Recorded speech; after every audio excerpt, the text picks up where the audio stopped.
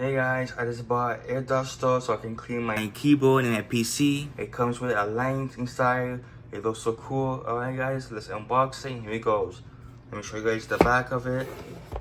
Alright, so this is the back. You can use it in your car, your computer, keyboard, your sofa, and your AC and Windows. Alright, let's unbox it. Let's do this. Alright.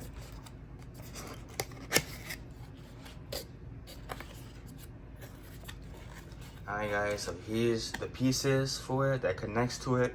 So you can use it to clean your computer or your keyboard. Here's the USB cable.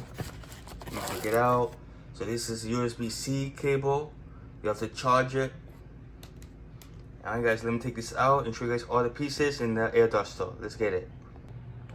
Alright guys, so there's all the pieces, the brush, everything guys to clean your PC, your keyboard, or your sofa.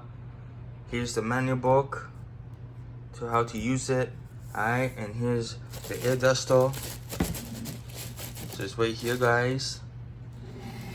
Looks so nice. There's a USB charger so you can charge it. There's the flashlight. And here's the buttons guys.